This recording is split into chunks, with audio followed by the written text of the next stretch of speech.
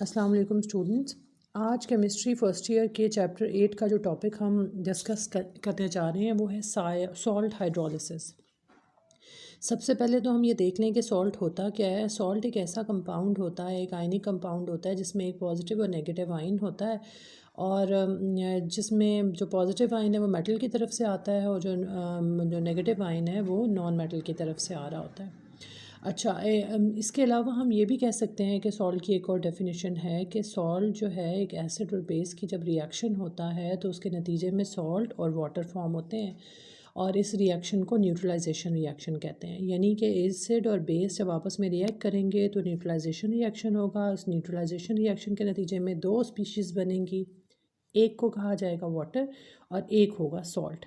Salts बहुत सारी type के होते हैं, हम इस टॉपिक के एंड में डिस्कस करेंगे। कुछ एसिडिक सॉल्ट्स होते हैं जिनका जो रिएक्शन है वो जो उनका पीएच होता है वो लेस देन 7 होता है। कुछ बेसिक सॉल्ट्स होते हैं जिनका पीएच जब हाइड्रोलाइज होंगे तो ग्रेटर देन 7 होगा। कुछ न्यूट्रल सॉल्ट्स होते हैं जिनका पीएच आपको इक्वल टू 7 मिलता है, जिनका कोई रिएक्शन नहीं होता, ऑन लिटमस पेपर कोई इफेक्ट नहीं होता। तो ये हम बाद में डिस्कस करेंगे। अब हम बात करने जा रहे हैं सॉल्ट हाइड्रोलिसिस की। हाइड्रो का मतलब होता है वाटर और लेसिस का मतलब होता है ब्रेक डाउन या ब्रेकेज। तो जब भी हम किसी सॉल्ट को पानी में डालते हैं तो उस पर क्या असर होगा, हमने ये पूरा टॉपिक डिस्कस करना है। सॉल्ट को हम डिनोट करें एम और एक्स से। जब सॉल्ट डिज़ोल्व होगा वाटर में तो ये एनाइन में और कैटाइन में डिवाइड हो जाएगा, स्प्लिट हो जाएगा, ठीक है। और इस स्प्लिटिंग अप के प्रोसेस को हाइड्रोलिसिस कहा जाएगा।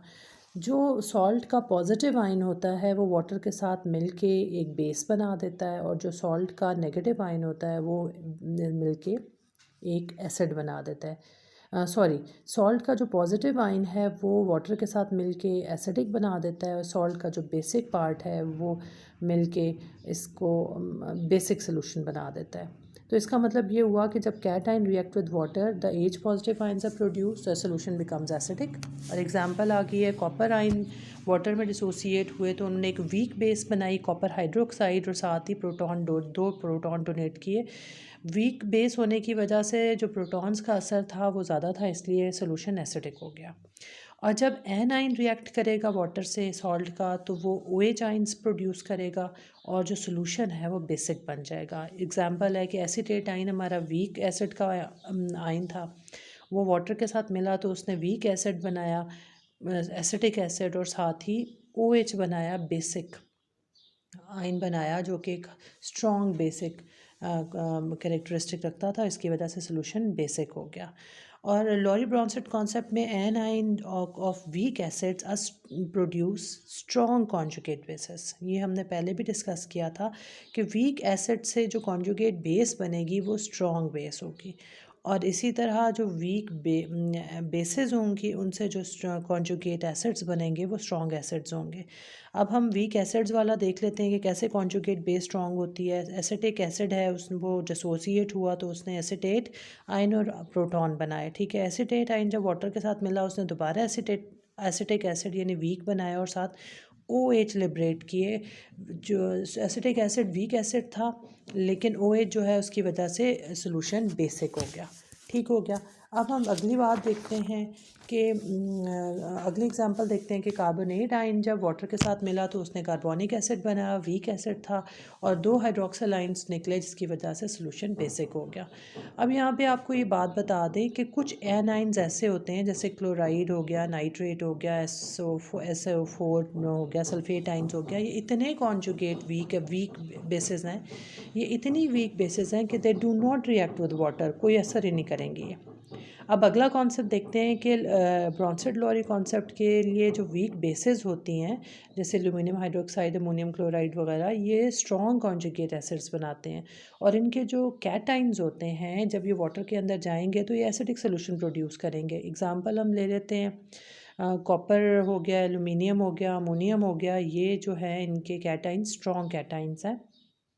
अमोनियम की एग्जांपल लेते हैं। अमोनियम जब वाटर में जाएगा आयन तो ये अमोनियम हाइड्रोक्साइड एक वीक बेस बनाएगा और साथ ही प्रोटॉन बनाएगा, प्रोटॉन की वजह से सोल्यूशन एसिडिक हो जाएगा। अच्छा, अब कुछ यहाँ पे भी हम एक्सेप्शंस बताते हैं कि कुछ कैटाइंस ऐसे हैं, जैसे सोडियम हो गया, पोटेशियम हो गया, कैल्शियम हो गया, मैग्नीशियम हो गया, ये इतने वीक कॉन्जुगेट एसिड्स हैं कि they do not react with water.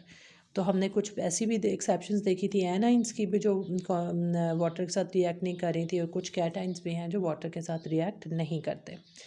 अच्छा, अब हम इनके इफ़ेक्ट्स देखने लगे हैं कि वो एक्वा सोल्यूशन, जिस तरह अमोनियम क्लोराइड का एक्वा सोल्यूशन है, वो ब्लू लिटमस को रेड करता है क्योंकि ये एसिडिक सोल्यूशन क्रिएट कर देता है।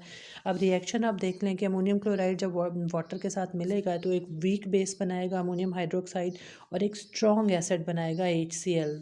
नेचुरली जो सोल्यूशन होगा वो एसिडिक हो जाएगा।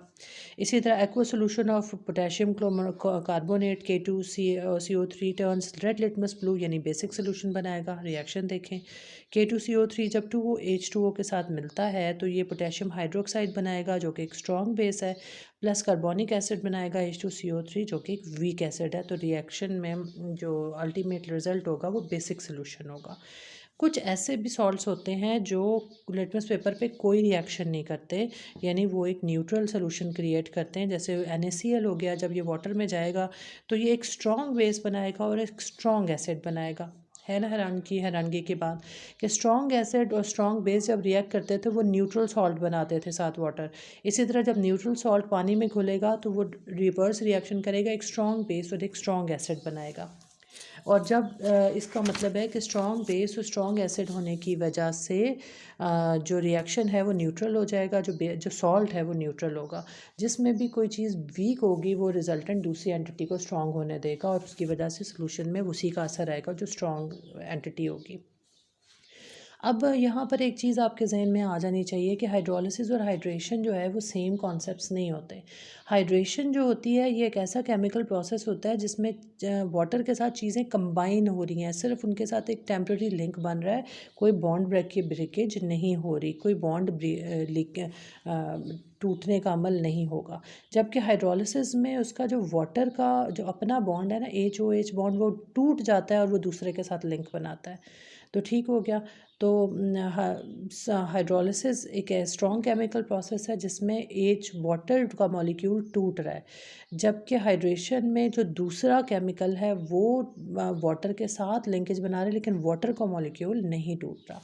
तो अब आपके सामने कुछ मैं लिस्ट भी रख देते हैं हम लोग, तस्वीर बना आपके सामने में जा रहा होगा जिसमें सॉल्ट की कुछ टाइप्स बताई जा रही हैं कि एसिडिक सॉल्ट्स होते हैं जो पानी में डिसोसिएट होके एसिडिक सॉल्यूशंस बनाते हैं, जो वो बेसिक सॉल्ट्स होते हैं वो बेसिक सॉल्यूशन बनाते हैं, और जो न्यूट्रल सॉल्ट्स होते हैं उनका न्यूट्रल सॉल्यूशन होता है। तो